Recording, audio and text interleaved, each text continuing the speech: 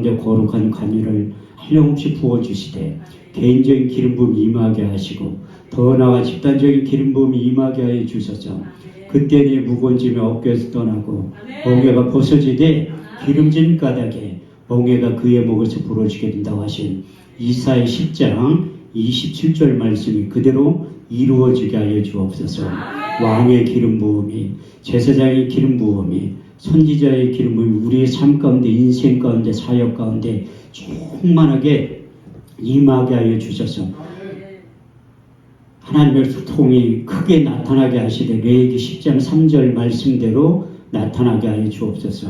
하나님을 가까이 한 자에게 내 거룩함을 나타내겠고 온 백성 중에 내 영광에 나타내 보여주신다고 하신 약속의 말씀이 이루어지게 하시고 더 나아가 사모하는 영을 만족해 하시며 주린 영혼에게 좋은 것으로 채워주지마 약속하신 시편 107편 9절 말씀이 이루어지는 복되고 귀한 시간 될 수 있도록 축복하시고 역사하여 주옵소서.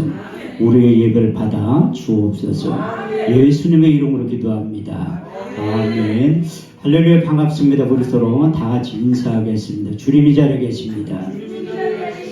다시 한번 하시면 오늘 좋은 일이 일어납니다. 아멘 하신 분들에게 이 밤에 좋은 일이 일어나게 될 줄 믿습니다. 지금 아멘 하신 분들에게 하나님의 더 큰 은혜가 임하게 될 줄 믿습니다. 신명기 27장 말씀에 보면 내 백성아 너희가 내 말에 응답하여 아멘 할지어다. 내 백성아 너희가 내 말에 화답하여 아멘 할지어다. 성경은 우리가 아멘만 잘해도 하나님께 영광을 돌리게 된다고 고린도서 1장 20절은 이렇게 말씀하고 있습니다. 하나님의 약속의 말씀을 얼마든지 그리스도 안에서 예가 되니 그런즉 그로 말미암아 우리가 아멘하여 하나님께 영광을 돌리게 되느니라. 할렐루야. 이렇듯이 여기에서 있는 강사의 말로 들어봤자 아무런 의미가 없어요.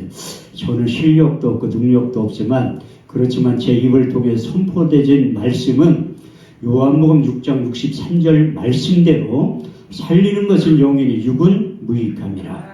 내가 이런 말이 영이요 생명이 될 줄 믿습니다. 더 나아가 시편 107편 20절에서 21절 말씀을 보면 저가 그 말씀을 보내어 저희를 고치사 이경에서 건져내시는도다. 주의 인자하심과 인생에게 행하신 기이한 일들을 인하여 주를 찬송하게 될 줄 믿습니다. 하나님 지금도 예배자들을 찾고 계세요. 우리 주님께서 사마리아 여인에게 찾아가서 예배의 민주화를 시키면서 이런 유명한 말씀을 하셨는데 요한복음 4장 23절에서 24절 말씀을 보면 하나님께 예배하는 자들은 신령과 진정으로 예배할 때가 오나니 지금이 곧 그때라. 아버지께서는 자기에게 예배하는 자를 찾으시느냐.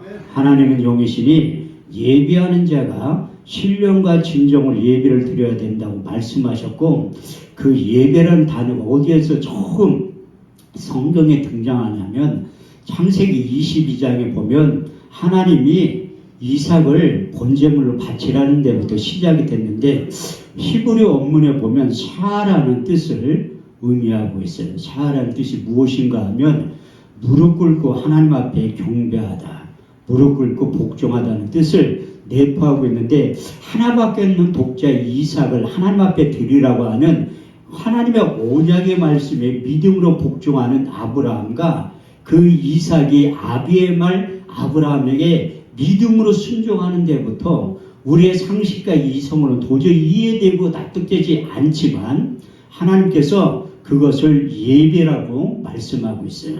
창세기 22장 5절에 6절 말씀을 보면 내가 아이와 저기 가서 예배하고 너에게 오리니 이에 아브라함이 번제의 나무를 가져다가 그 아이 이삭에게 지우고 자기는 손에 칼과 돌을 가지고 그 아이와 동행했다고 말씀하고 있습니다.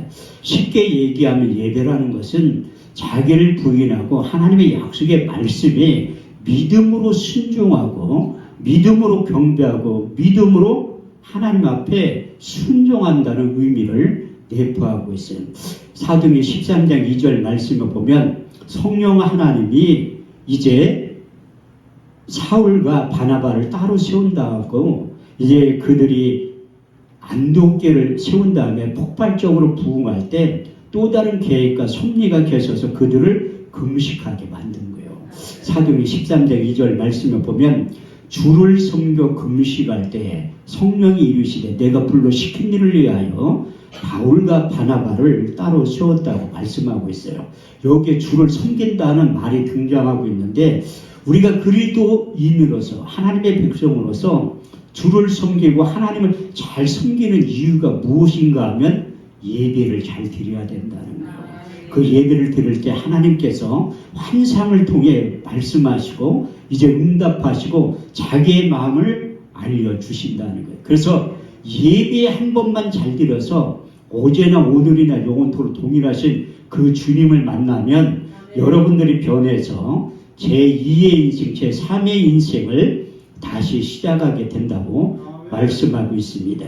우리가 인생을 살아가다 보면 앞에는 홍해가 가로막혀 있고 뒤에는 애굽의 군대가 쫓아오는 우리의 힘과 능력은 도저히 감당할 수 없을 때 하나님께 출애굽기 14장 13절 14절 말씀을 통해서 우리에게 이런 위로의 말씀을 하고 계세요. 모세가 백성에게 고하여 이르기를 너희는 두려워하지 말고 가만히 있어서 오늘날 너희를 위하여 행하시는 구원을 보라. 너희가 오늘 본 애굽 사람을 영원히 보지 아니하리라. 여호와께 너희를 위하여 싸우시리니 너희는 가만히 있을지어다. 할렐루야. 이렇듯이 우리의 힘과 능력으로 도저히 감당이 안 될 때 예배 가운데 우리 주님께서 우리 인생 가운데 찾아오셔서 우리를 대신해서 싸워준다고 말씀하고 있어요. 우리 인생 가운데 찾아오셔서 우리를 대해서 싸워주기만 하면 사도 바울은 두 번에 걸쳐서 우리의 인생이 변화해 새 사람이 돼서 제2의 제3의 인생을 다시 시작하게 되는데 고린도서 4장 8절에 9절 말씀을 보면 우리가 사방으로 우겨쌈을 쌓아야지 아니하고 답답한 일을 당하여 낙심하지 아니하고 핍박을 받아도 버림받지 아니하고 거꾸로됨을 당하여도 망하지 않게 된다고 말씀하셨고 고린도서 6장 9절 10절 말씀을 보면 무명한 자 같으나 유명한 자요 죽은 자 같으나 보라 우리가 살고 징계를 받은 자 같으나 우리가 죽임을 당하지 아니하고 근심하는 자 같으나 항상 기뻐하고 가난한 자 같으나 많은 사람들을 부유케 하고 아무것도 없는 자 같으나 모든 것을 소유한 자라고 말씀하고 있습니다. 이번 한 주간 성에 우리 원장 노베드 목사님이 여러분들을 초청한 것도 있지만 우리 주님께서 여러분들을 보고 싶어서 여러분들의 인생의 모든 문제를 해결해 주고 싶어서 여러분들을 초청한 줄 믿습니다. 그렇게 20장 20절 4절 말씀을 보면 내게 토단을 쌓고 그 위에 너희 양과 서로 너희 번제와 화목제를 드려라. 물은 내 이름을 기념하는 곳에 내가 강림하여 복을 준다고 하나님께서 약속하고 있습니다. 우리 주님께서도 마태복음 11장 28절 29절 말씀을 통해서 수고하고 무거운 짐진 자들아 다 내게로 오라. 내가 너를 편히 쉬게 하리라. 나는 마음이 온유하고 겸손하니 나의 멍에를 메고 내게 배우라. 그리하면 너희 마음이 힘을 얻으리니 내 멍에는 작고 내 짐은 가볍게 될 줄 믿습니다. 그래서 오늘 본문 말씀에 보면 우리 주님께서 제자들을 이끌고 요즘 말로 말하면 자연 대신방을 간 거예요. 소풍을 가서 저도 이스라엘 가봤지만 가장 아름다운 곳이 어딘가 하면 가장 북쪽에 있는 오늘 본문에 등장하는 가이사랴 필리포 지방이 가장 아름답더라고요. 거기에서 우리 주님께서 제자들이 이렇게 물어보신 거예요. 사람들이 인자를 누구라 하느냐. 이렇게 물어봤을 때 더러운 세례 요한, 엘리야, 예레미야 선지자 중에 하나이다. 그러면 너희는 나를 누구라 하느냐? 주는 그리스도시요 살아계신 하나님의 아들입니다. 이렇게 베드로가 얘기했을 때 우리 주님께서 칭찬과 격려를 하신 거예요. 바요나 시므나 내가 복이 있도다. 이를 알게 하니는 내 효력이 아니라 하늘에 계신 내 아버지라고 말씀하고 있습니다. 여러분들도 예수를 주로 시인하였기 때문에 이 자리에 나와서 예배를 드린 줄 믿습니다. 그런데 우리가 예수를 주로 시인하는 게 쉬운 것 같지만 결코 쉽지 않다고 말씀하고 있어요. 사도 바울은 고린도전서 12장 3절 말씀에 보면 누구든지 성령으로 아니하고는 예수를 주라 시인할 수 없고 또 성령으로 아니하고는 주로 시인할 수 없다고 말씀하고 있습니다. 그래서 우리가 예수를 주로 시인하는 게 그만큼 힘들고 어렵기 때문에 로마서 10장 9절에서 10절 말씀을 보면 내가 만일 내 입으로 예수를 주로 시인하며 하나님께서 죽은 자 가운데 살리신 것을 내 마음에 믿으면 사람이 구원을 얻으리니 사람이 마음으로 믿어 의에 이르고 입으로 시인하여 구원에 이르느니라. 그래서 사도 바울도 예수를 알지 못했어요. 사도 바울 우리 주님을 만난 경험은 우리하고 똑같이 예수님 체험한 거랑 똑같다니까요. 사도 바울은 예수님 당시에 살았지만 예수님의 제자들처럼 육신의 눈으로 본 적은 없어요.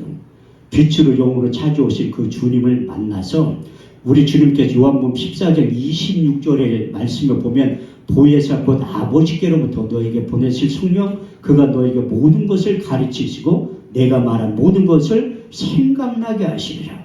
요한복음 15장 26절 말씀을 보면 아버지께로부터 너에게 보낼 보혜사 곧 아버지께로부터 나오신 진리의 성령이 오시면 그가 나를 증거하실 것이요.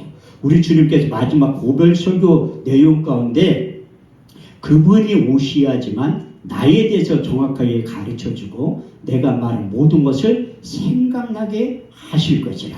그래서 다메섹 도상에서 우리 주님을 바울이 만난 거예요. 그리고 그가 사역 가운데 셋째 하늘에 갔다 왔다고 말씀하고 있습니다. 고린도 12장 1절에 4절 말씀을 보면 사도 바울은 항상 겸손했던 사람인데 한번 잘난 척 하는 장면이 고린도서 12장 1절에 4절에 등장하고 있습니다. 무익하나마 부득불 내가 자랑하니 주의 환상과 계시를 말하노라. 내가 그리스도 안에서 한 사람을 아나니 14년 전에 셋째 하늘에 이끌려간 자라. 그가 몸 안에 있었는 몸 밖에 있었는 나는 모르거니와 그분은 아시느니라. 내가 나가으로 이끌려가서 말할 수 없는 소리를 들었는데 사람이 가히 이르지 못할 소리를 들었다고 말씀하고 있습니다. 그래서 사도 바울이 이제 인격적으로 우리 주님을 만나고 천국에 갔다 온 다음부터 그가 해야 될 일을 발견한 거예요. 그래서 그 유명한 고린도서 5장 17절 말씀이 등장하고 있는데 그런즉 누구든지 그리스도 안에 있으면 새로운 피조물이라 이전 것은 지나갔으니 보라 새 것이 되었다고 말씀하고 있습니다. 그가 인격적으로 주님을 만난 다음에 사명과 소명을 발견하게 된 거예요. 로마서 1장 1절에 4절 말씀을 보면 그리스도의 종 바울은 사도로 부르심을 받아 하나님의 복음을 위하여 택정함을 입었나니 이 복음은 하나님이 그의 아들에 관하여 선지자들을 말미암아 성경에 미리 약속하신 것이라. 이 아들로 말하면 육신은 다윗의 혈통으로 나셨고 성결의 영으로는 죽은 자 가운데서 부활하여 하나님의 아들로 인정되신 바 되셨으니 곧 우리 주 예수 그리스도라고 말씀하고 있어요. 사도 요한도 우리 주님을 만나고 이제 공생의 사역 가운데 따라다니면서 그가 보고 들은 예수님에 대해서 이렇게 간증하고 있습니다. 요한일서 1장 1절에서 3절 말씀을 보면 태초의 생명의 말씀에 관하여는 우리가 귀로 들은 바요 눈으로 본 바요 주목하고 손으로 만진 바라. 이 영원한 생명이 나타나신 바 된 참이라.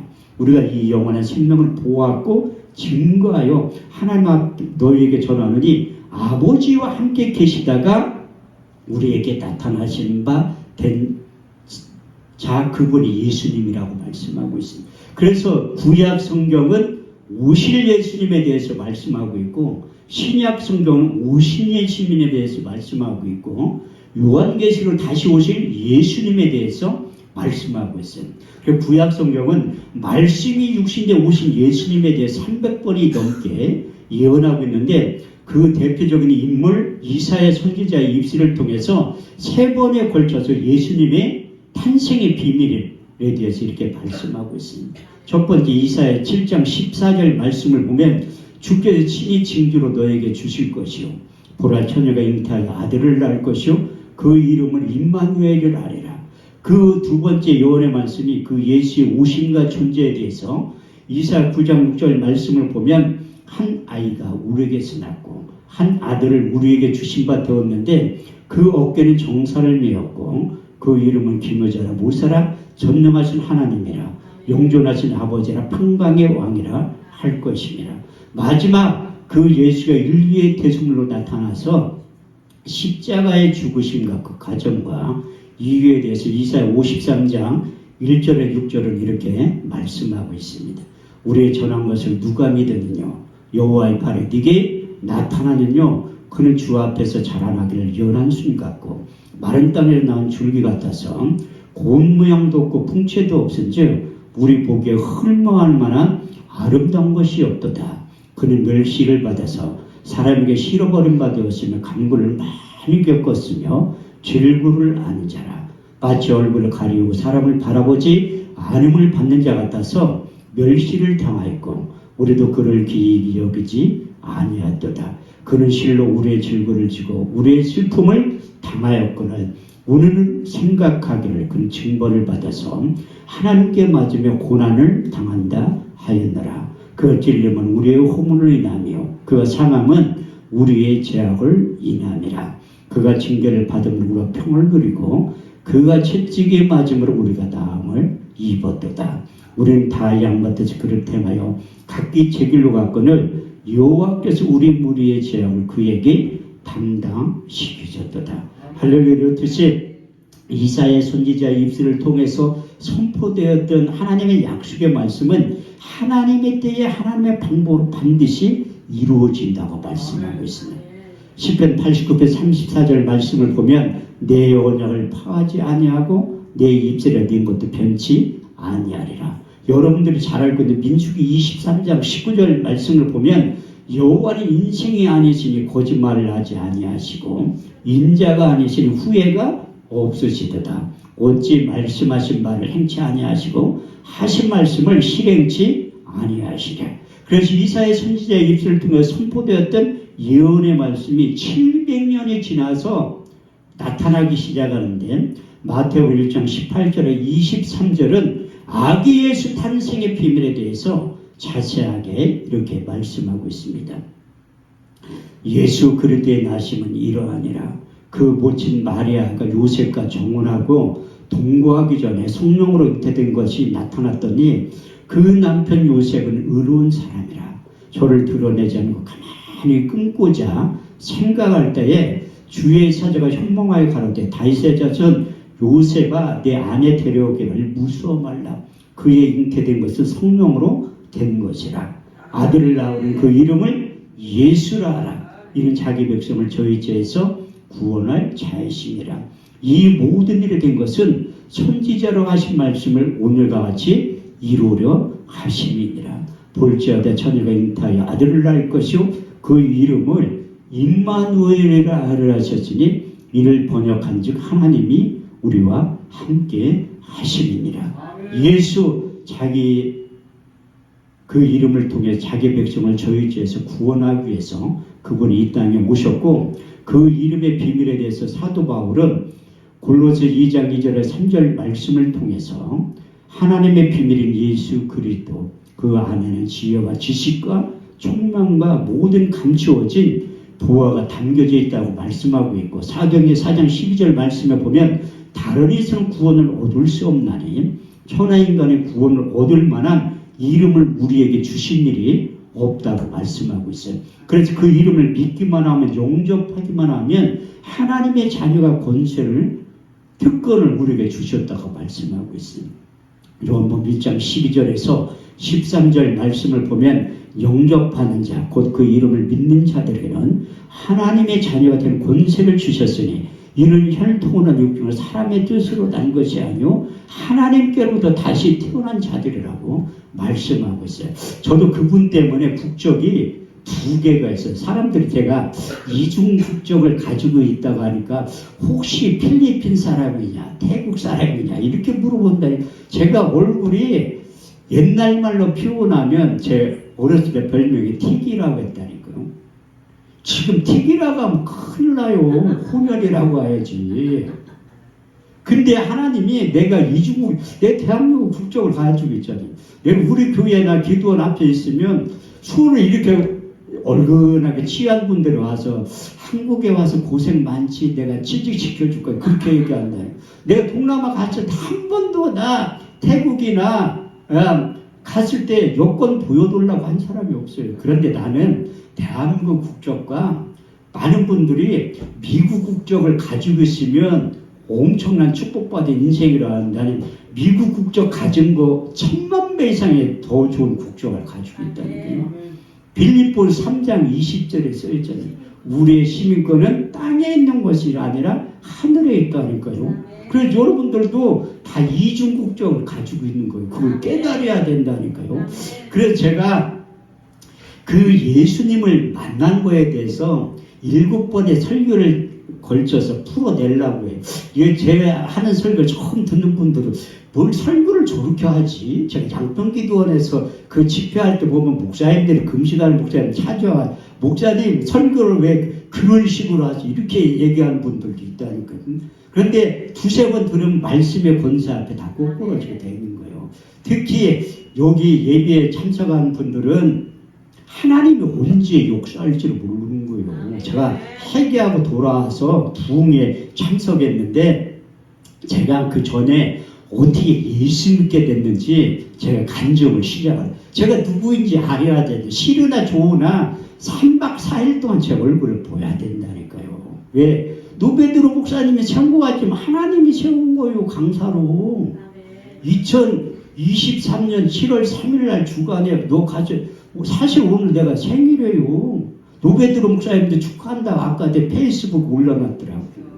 그런데 생일날 여기 와서 이 한 주간 집회하느라 큰 축복이라니까. 제가 설화산 기도원은 올 때마다 하나님 유기의 신비에 새겨주신 3가지의 말씀이 있다니까요. 첫 번째 이 기도원이 하나님이 들어 쓰시는 기도원이에요. 그래서 제가 소개할 때 페이스북 올릴 때 충청권의 영성을 인도하는 아산 설화산 기도원이라고 쓴 거예요. 이 충청도에 이만한 기도원이 없다니까요.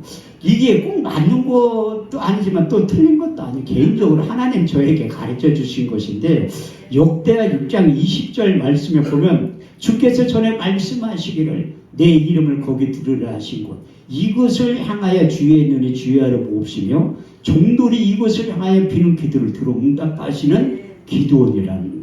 두 번째 이사 56장 7절 말씀을 보면 내가 그를 나의 성산으로 인도하여 기도하는 내 집에서 그들을 기쁘게 할 것이며 그들의 번제의 이생은 나의 단에서 기꺼이 받게 되리니 내 집은 만민이 기도하는 집이라 일컬음을 얻게 될 것이라.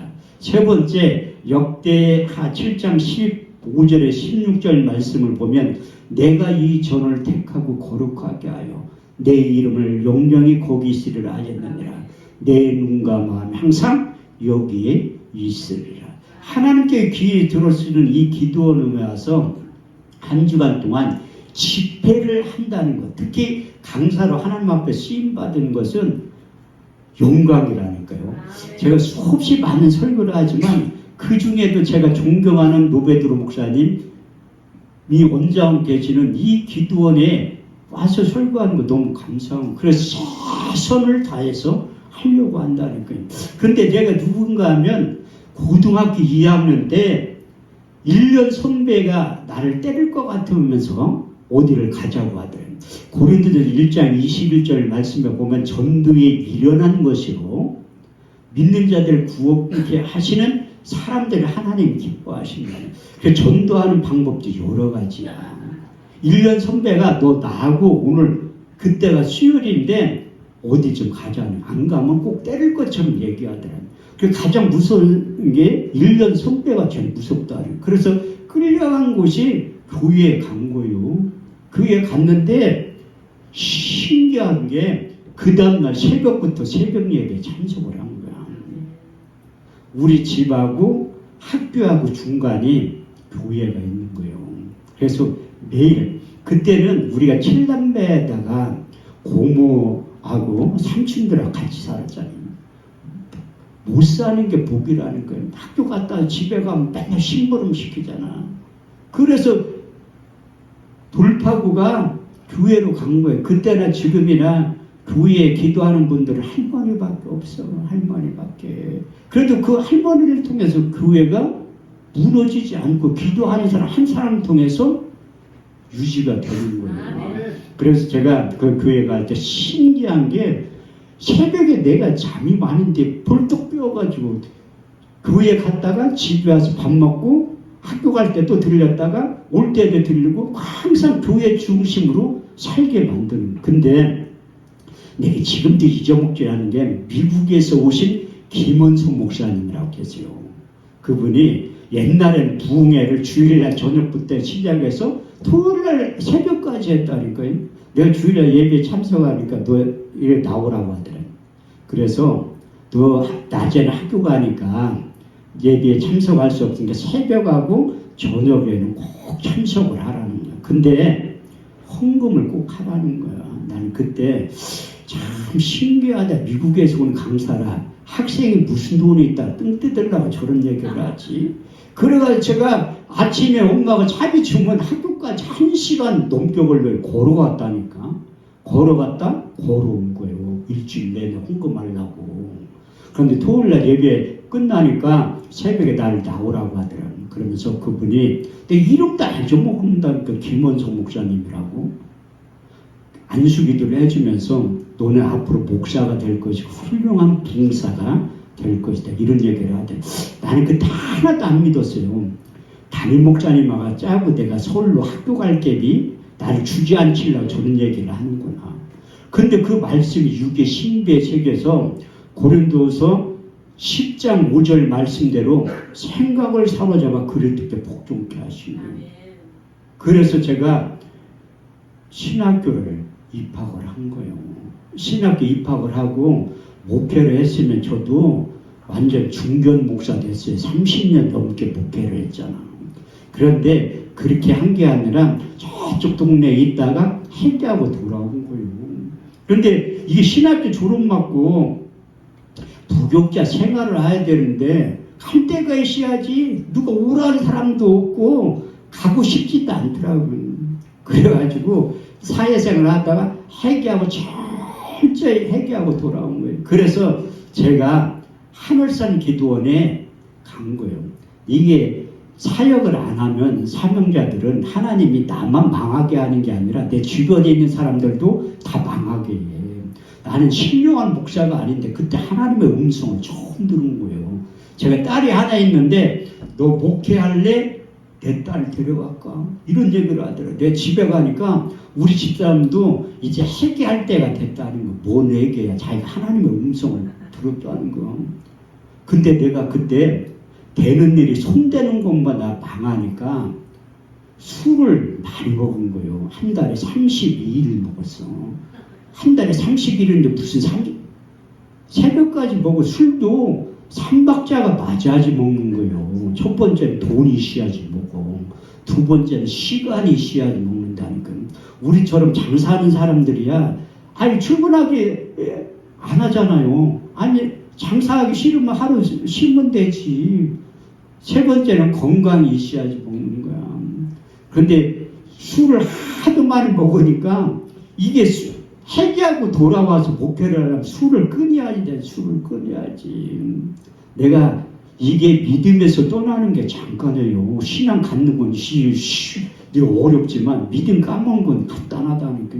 제가 신학교 다닐 때 거의 철야를 했던 사람인데 믿음에서 타락하는 게 예배에 집중을 안 하는 거예요. 우리가 예배 드릴 때 하나님 앞에 집중하고 올인하는 거예요. 근데 집중을 못하게 하죠. 새벽 예배 빠져. 수요일 날 빠져. 주일날 저녁에 빠져. 주일날도 안 가. 주일날도 안 가. 근데 나만 교회를 안 가면 괜찮은데 교회 나가는 집사람과 딸을 못 가게 핍박하고 있는 거야. 그게 내 모습이었다니까요. 그런데 하나님의 음성을 듣고 술을 끊으려고 하늘산 기도원에 간 거예요. 우리 신학교 다닐 때 하늘산 기도원 많이 갔어요. 청평역에서 걸어 다녔어. 그런데 지금 기도원에 누가 와? 저기에도 다 무리 숙식이 한 데도 안 오잖아. 근데 생각이 나서 하늘산 기도원을 간 거야. 내 주일날 잊어먹지도 않아. 이 술꾼들이 술은 가져가지 못해 다 볶고는 가거든. 그런데 주일날 먹는데 술을 남겼어. 술을 남겼는데 왜 남겼냐면 먹다가 도저히 못 먹은 거예요. 그래가지고 월요일 아침에 일어났는데 집사람이 나 빨리 기도원 가라고 하더라고요. 왜? 맘대로 또 안 갈 거 뻔하니까. 근데 입에서는 술 냄새 풀풀 풍기면서 간 거야. 차렸지. 음주단속하면 걸렸지. 근데 그때 내비게이션이 없잖아요. 20년 전이니까. 가는데 지금도 한월산 기도원 들어가는 데가 안 보인다니까요. 그런데 세 바퀴를 돌았는데 안 보여. 들어가는 입구가. 아, 때가 안 됐다. 해결할 때가 안 됐다. 집에 가서 한 바퀴만 더 돌다가 안 보이면 집에 가야지. 이렇게 생각을 하면. 근데 네 바퀴째 돌 때 고기가 보인 거야. 딱 갔는데 그때나 지금이나 내가 목사처럼 보이잖아요. 왜? 신학교 다닐 때부터 매일 기도, 지금도 기도해. 누가 봐도 목사처럼 보이게 해두려고. 이게 하나님 만든 인상이라니까요. 어떤 분들이 인상 좋다고 해. 세상에 내가 가장 잘생긴 남자라고 했던 여인이 딱 한 명 있어. 김흥래 여사라고 우리 엄마야. 그 여인만 나를 제일 잘생겼다고 하는 거예요. 그런데 지금도 누가 봐도 목사처럼 보이게 해두려고 기도해요. 저 인상 좋다니까요. 착각인지는 몰라도 다 좋다고 해. 사람들이 그렇게 믿고 사는 거예요. 그런데 딱 가니까 그때 20년 전에 안 왔어요. 한월산 기도원 8월 달에 딱 가니까 내가 목사처럼 보였는 게요. 그래서 사람 많아도 방을 하나 주더라고. 그러니까 내가 점심을 못 먹었잖아요. 청평 시내에 가서 밥을 먹고 온 거야. 그런데 교회에 안 간 지가 꽤 오래됐는데 기도원 갔다가 예배에 참석을 못하지. 점심 먹고 와서 오후 예배에 참석하기 전에 거기 있는 안내하는 집사님이 물어보더라고. 목사님이냐고. 그 아니라고 했지. 전도사님 아니라고. 장로님 아니라고. 여기 왜 왔냐 기도원에. 아니 뭐하러 오냐 기도하지. 근데 이 저녁 때까지도 예배 참석을 안 하는 거예요. 이 술꾼들의 특징이 뭐냐면 해가 뉘어지면 술 생각이 나고 비가 오면 술 생각이 나는 거예요. 근데 한쪽에서 왼쪽 귀에서는 너 청평 시내에 가서 술 한잔 먹고 내일 새벽 예배부터 참석해. 그런데 한쪽 귀에서는 너 나가면 끝이다. 너 나가면 끝이다. 시동을 켰다 껐다 몇 번을 한 거예요. 그런데 저녁 예배도 참석을 안 했어. 찬송 소리는 나는데 바깥에 있으면서 들어가지 못하는 거야. 근데 저녁 예배 끝나 뒤에 올라가면 장나무 통 토라시트 있잖아요. 거기에 딱 들어가는 순간 내가 꼬꾸라진 거예요. 그때 사람의 눈에서 눈물이 그렇게 많이 나오는 줄 처음 아는 거예요. 그때 성경에 젖은 성령 하나님 찾아와서 저에게 새겨진 5가지의 말씀이 있어요. 첫 번째 갈라디아서 2장 20절 말씀. 이제 너는 죽었다는 거야. 내가 그리스도와 함께 십자가에 못 박혔나니 그런즉 이제는 내가 산 것이 아니요 오직 내 안에 그리스도께서 사신 것이라. 이제 내가 육체 가운데 사는 것은 나를 사랑하사 나를 위하여 자기 몸을 버리신 하나님의 아들을 믿는 믿음 안에서 사는 것이라. 두 번째는 넌 앞으로 이렇게 신앙생활을 다시 하게 될 것이다. 로마서 12장 11절에 15절 말씀을 새기어 주신 건 부지런하여 게으르지 말고 열심을 품고 주를 섬겨라. 소망 중에 즐거워하며 환난 중에 참으며 기도에 항상 힘쓰며 손 대접하기를 힘쓰라. 너희를 핍박하는 자를 축복하라. 축복하고 저주하지 말라. 즐거워하는 자들로 함께 즐거워하고 우는 자들로 함께 울라. 세 번째 이 말씀 때문에 제가 술을 끄는 거예요. 고린도전서 3장 16절에서 17절. 너희가 하나님의 성전인 것과 하나님의 성령이 너희 안에 거하시는 것을 너희가 알지 못하느냐. 누구든지 하나님의 성전을 더럽히면 하나님이 그 사람을 멸하시리라. 하나님의 성전은 거룩하면 너희도 그러하네. 내가 하나님의 성전이를 깨닫고 난 다음부터 20년이 지났는데 술 한 잔도 먹은 적이 없어요. 술 먹고 싶은 생각이. 제 친구들이 가끔가 저를 보면, 야, 급천아, 너 몰래 술 한 잔 먹은 적 없냐? 나 한 번도 없어요. 그런데 저는 술을 왜 한 잔이라도 안 먹냐면 그 생각도 안 나게 하는 거 감사하지만 한 잔 먹으면 못 끊어요. 몸이 반응을 해서. 그래서 생각을 다 지운 거야. 네 번째 주신 말씀이 요한복음 15장 5절 말씀을 주죠. 나는 포도나무에 너희는 가지니 저가 내 안에 내가 저희 안에 있는 자는 가시를 많이 맺나니 너희가 나를 떠나서는 아무것도 할 수 없느니라. 너는 이제 주님을 떠나서는 아무것도 할 수 없게 될 것이다. 다섯 번째 주신 말씀이 무엇인가 하면 요한복음 10장 10절 말씀을 주시면 도적이 오는 것 도적질하고 죽이고 멸망시키는 것뿐이요 내가 온 것이 양으로 생명을 얻게 하고 더 풍성히 얻게 하려 할 것이라. 그래서 예수님이 이 땅에 온 목적과 사단마귀 귀신이 이 땅에 온 목적을 너는 자세히 알고 그 일을 하게 될 것이다. 그래서 한 주간 동안 그 예배에 참석한 다음에 내가 하나님 앞에 기도한 거예요. 하나님, 나 저기에서 설교 한 번만 시켜주세요. 그런데 민수기 14장 28절 말씀에 보면 너희 말이 내 귀에 들린 대로 행해 주신다 했죠. 제가 우리나라에 유명한 기도원은 거의 다 서갔거든요. 그런데 제가 이래봬도 오살리 기도원 주광사예요. 뭐 어떤 분들 한두 번 하고 저는 24번 해봤다니까 오살리 기도원에서. 그럼 많이 한 거죠. 그 오살리 기도원 주광사가 뭐냐면 자체 성의할 때 불러 다녀야지 주광사. 저 3번 불러가 봤어요. 그러면 기도원에서 강사로도 줘요. 원래 50만 원 줘야 돼. 45만 원 주더라고. 내가 왜 45만 원 주냐니까 부가세 10% 띄고 45만 원 줬다. 그래서 그게 제가 양평기도원도 주강사였대요. 우리나라에서 양평기도원 설교 제일 많이 해본 10위 안에 들어 제가 115번 해봤다니까. 그런데 하늘산 기도원은 한 번도 못 한 거야. 근데 2월 달에 어떻게 연합 집회하고 제가 지난 주간에 그 개인 강사로 가서 설교를 하고 온 거예요. 근데 내가 거기에서 설교하면 하나님 나 여기에서 양평기도원처럼 100번 넘게 설교해 주세요.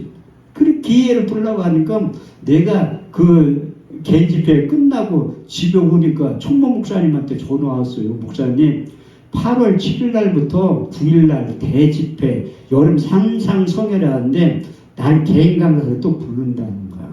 이게 여러분들이 아무것도 아닌 기도가 하나님 다 오래 듣고 있다니까. 그래서 저는 33년 만에 응답을 받은 거예요. 그러니까 하나님이 다 듣고 있다가 때가 되면 응답을 하시는 거예요.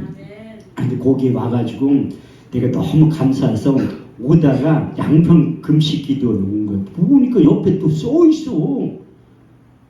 잠언 8장 17절. 나를 사랑하는 자들 나의 사랑을 입어 나를 간절히 찾는 자가 나를 만나게 될 것이다. 그럼 내가 주님을 만난 적이 있어야지. 아니 내가 주님을 만난 적이 있어야지 목회를 할 거 아니에요. 사도행전 1장 1절에 8절 말씀에 보면 데오빌려 내가 전에 쓴 글에는 예수께서 행하시며 가르치기를 시작하신부터 택하신 사도들을 성령으로 명하시며 승천하신 일까지의 일을 기록하였느라 해 받으신 후에 친히 사심을 나타내사 40일 동안 저에게 보이시는 하나님 나라에 대해서 말씀하시니라. 사도와 같이 보이사 저에게 분부하여 가라사대 예루살렘을 떠나지 말고 내게 들은 아버지의 약속하신 것을 기다려라. 요한은 물로 세례를 받았으나 너희는 몇 날이 못 되어 성령으로 세례를 받게 될 것이라. 저희가 모였을 때에 예수께 여자 가라되 주께서 이스라엘 회복하신 이 때니까 하니 예수께서 가라사대 때와 기한은 너희 알 바 아니요 하나님의 자기의 고난에 두셨으니 오직 성령이 너에게 임하시면 너희가 권능을 받고 예루살렘과 온데와 사마리아와 땅끝까지 이르러 내 증인이 될 것이라. 그 증인이란 헬라 원문에 보면 말투스인데 내가 주님을 만난 적이 있어야지. 그래서 성서 현장 연수를 갔다 온 거예요. 거의 이스라엘 가면 우리 주님을 만날 겸이. 못 만났지. 저 마가의 다락방 가니까 거기라고 하더라고요. 근데 옆에 가니까 또 있어? 마가의 다락방이. 그렇게 장충동 원조 족발처럼 원조 마가의 다락방이 있고 옆에 또 있다는 거야. 그래가지고 한국에 와가지고 이제 우리 주님을 만나기 위해서 기도 외에는 없잖아. 나를 간절히 찾는 자가 나를 만난다고 했으니까. 그래서 이게 신학을 공부하고 목회 안 한 사람들은 우리 집사람 담임 교회 나가니까 내 신학을 공부하는 줄 알고 담임 목사님 나 부를 때는 교회 오지 말라고 하더래요. 그리고 기도 처소를 찾는데 제가 분당에 15년 살았어요. 그 태제교 올라가다 보면 지금도 있어요. 내가 힘들고 어려울 때 그 기도 처소를 찾아가는데 빌라산에 2층 산 권사님 거기를 소개를 시켜준 거예요. 거기 딱 가서 보니까 나라와 민족을 위해서 기도하는 사람 20명이 있더라고요. 근데 나 한 사람 목사 만들려고 그 사람 늘 2달 만에 다 흔적도 없이 교회에 사라지게 된 거예요. 그래서 내가 거기 가서 매일 성경 보고 기도하기 시작한 거예요. 저도 고집이 세가지고 우리 주님을 만날 때까지 거기 찾아가서 왜? 나를 사랑하는 자들이 나의 사랑을 입으며 나를 간절히 찾는 자가 나를 만나게 될 것이다. 내가 주님을 만난 적이 있어야지 증인되지. 그래가지고 14개월째 되는 날 어느 날 우리 주님께 내 인생 가운데 찾아오신 거예요. 사도행전 9장, 사도행전 22장, 사도행전 26장 말씀을 보면 사도 바울의 다메섹 사건이 그렇게 기록되어 있는데 그때 빛으로 찾아오신 주님께서 저에게 2가지의 말씀을 체험시킨 거예요. 베드로서 3장 8절 말씀을 보면 사랑하는 자들의 족계는 하루가 천년 같고 천년이 하루 같은 이 한 가지를 잊지 말라. 시편 90편 4절 말씀에 보면 주의 목전은 천년이 지나간 오제 같으며 밤의 한 경점 같을 뿐입니다. 빛으로 오신 그 주님을 만났는데 내가 깨어나니까 5분 정도 같이 있었던 것 같은데 깨어나니까 8시간이 지난 거예요. 저는 그때 하늘의 시간의 개념을 체험했고 그때 와서 우리 주님께서 이제 내가 나를 만났으니까 내 증인돼서 사역을 하게 되는데 너는 5가지의 근거에서 사역을 하게 될 것이다. 첫 번째, 말 잘할 수 있는 능력을 주신다니. 제가 내일 오전에는 말씀의 능력에 대해서 말씀을 드리려고 왜 예고편으로 하는 거예요. 내일 빠지지 말고 참석하라고. 그때 고린도전서 2장 4절에서 5절 말씀을 주신 거예요. 내 말과 내 전도함이 지혜의 권하는 말로 하지 아니하고 다만 성령이 나타남과 능력으로 하여 너희 믿음이 사람이 지혜에 있지 않고 하나님의 능력 가운데 있게 하려 하였노라. 2번째는 너는 스승으로서 목회하지 말고 아비의 심정을 가지고 목회를 하라는 거예요. 고린도전서 4장 15절 말씀을 보면 그리스도 안에서 1만 스승이 있을 때 아비는 많지 아니하니 내가 복음으로서 너희를 낳았습니다. 3번째 요한복음 10장 10절 하늘산 기도원에서 말씀은 똑같이 주셨고 4번째 5번째 말씀의 근거에서 내가 설교를 이렇게 하는 거예요.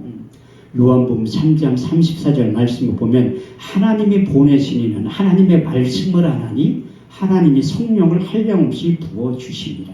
너는 설교할 때 헛소리 하지 말고 내 말만 하라는 거예요. 그래서 잠언 30장 6절 말씀에 경계의 말씀도 주신 거예요. 너는 그 말에 더하지 말라. 하나님 그를 책망하시고 너는 거짓말하는 자가 될까 두려우니라. 그래서 제가 설교하기 직전에 진실만을 말하게 해두려고 하는 거예요. 저도 사역을 한 20년 하다 보니까 요만한 사건을 크게 뻥튀길 때가 있다니까요. 큰 사건을 축소할 때가 있어. 그래서 이제 그 다음에 이제 교회를 개척하기 시작한 돈이 있을 때 하면 얼마나 좋아.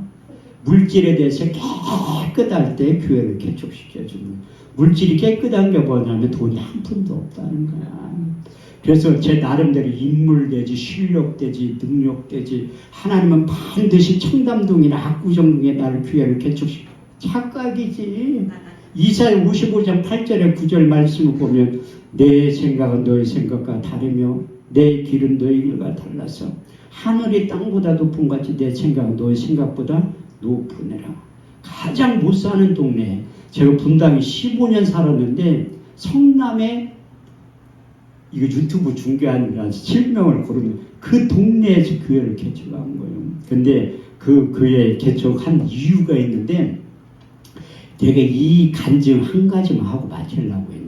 이 하나님이 그래도 주님을 떠나서 아무것도 할 수 없음을 고백하고 그 교회를 개척하고 만들었는데 내가 젊은 혈기에 지금도 젊지만 이제 빨리 이 교회를 성장시켜서 3년 안에 1000명 되고 10만 명 목회를 해야 되겠다.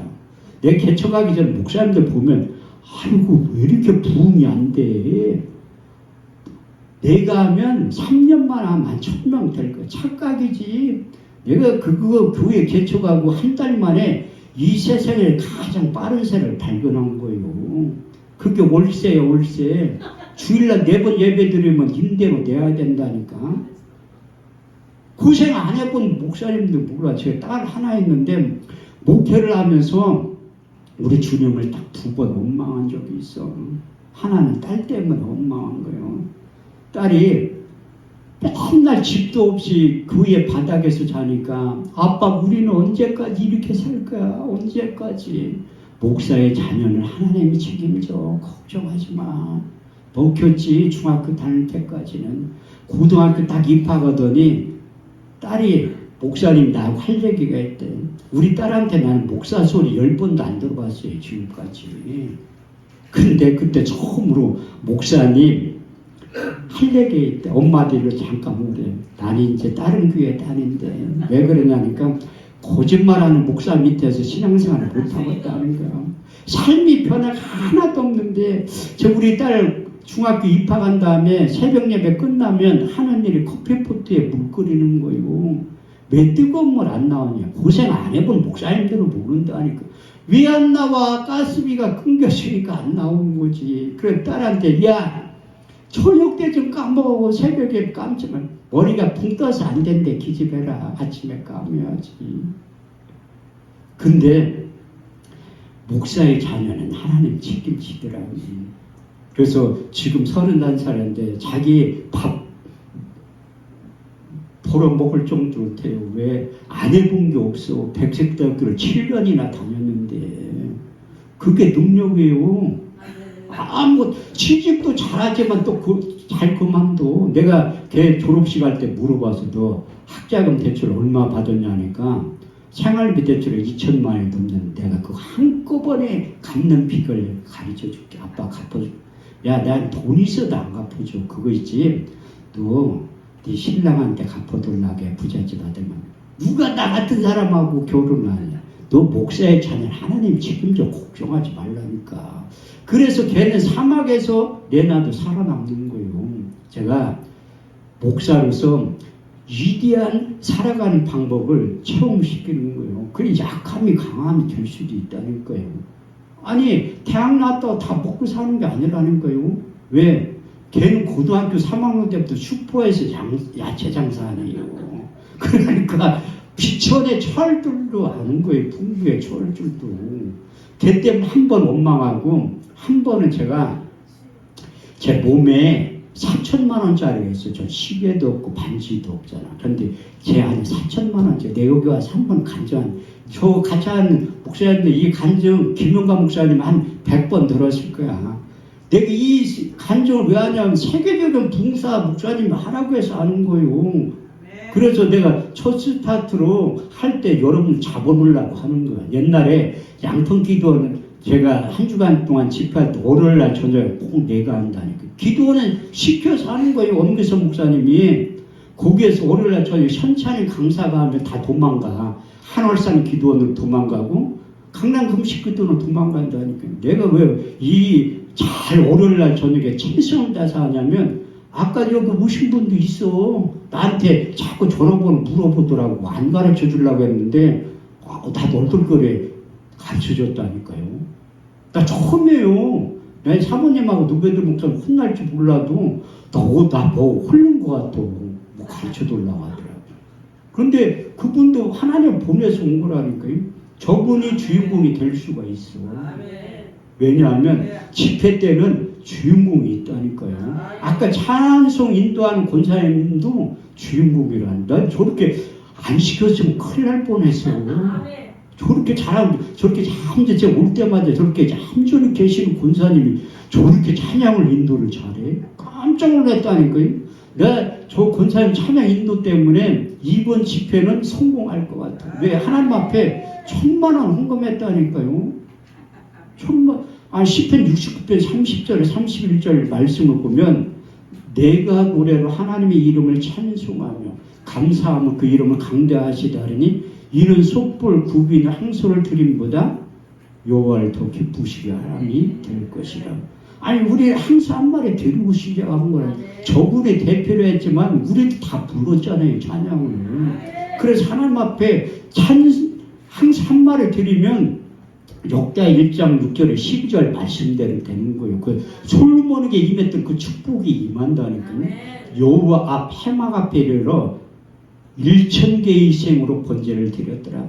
이 밤에 하나님께 솔로몬에게 나타나시 이르시되 내가 내게 무엇을 줍고 너는 구하라. 하나님이 솔로몬이 하나님께 이르시되 주께 내 아비 다윗의 큰 은혜를 베푸시고 나로 대신하여 왕이 되게 하셨사오니 주 여호와 영컨대 내 아비 다윗에게 화한 것은 이제 굳게하옵소서.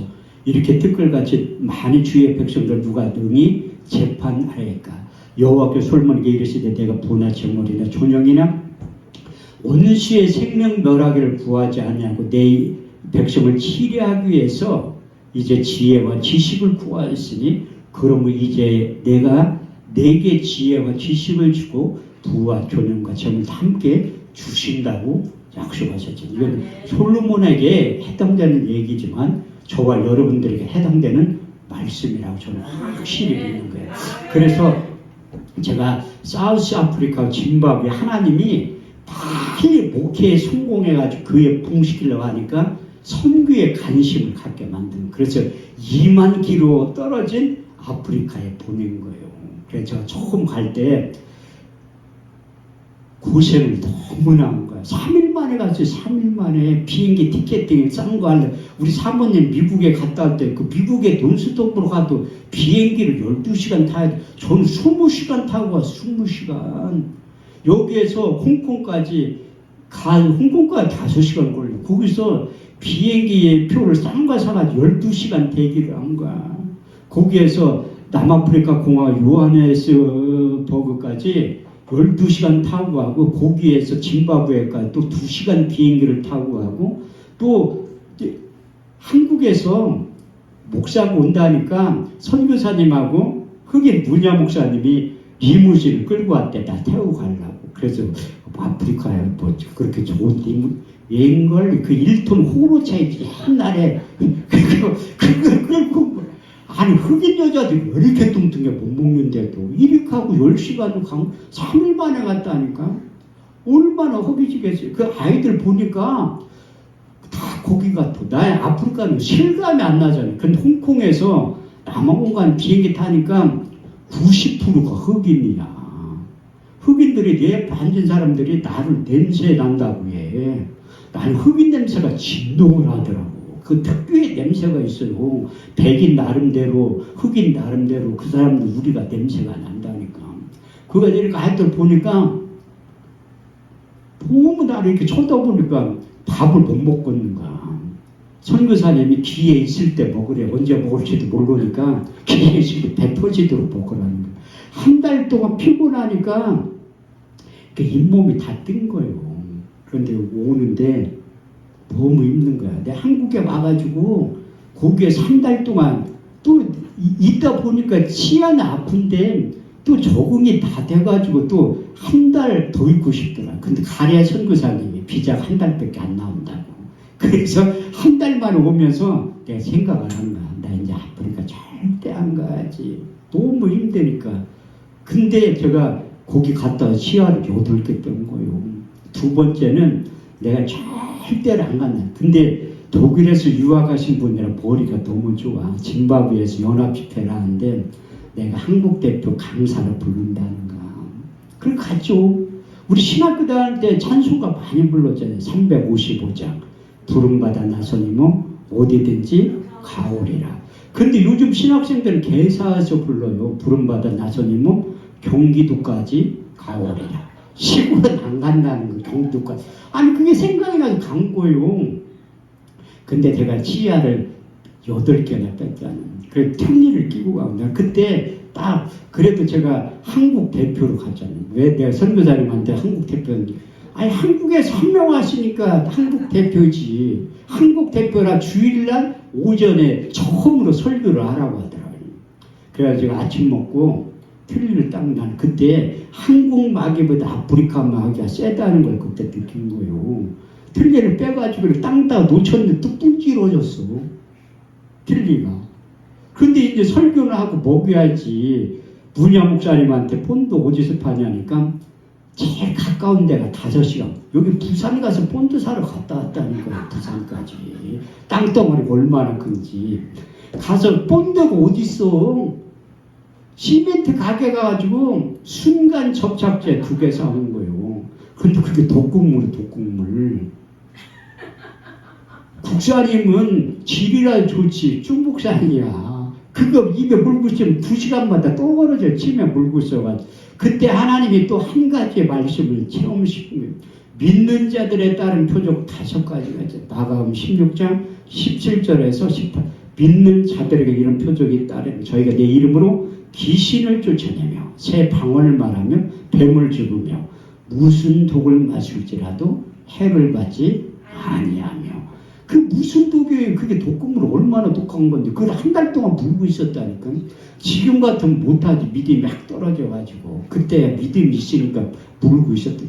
그때 갔다 와서 치아를 5개 뺀 거예요. 내가 3번째 안 가고 싶은 거 봤는데 3번째 가면 이빨 다 뽑을 것 같더라고요. 그래 지금 아니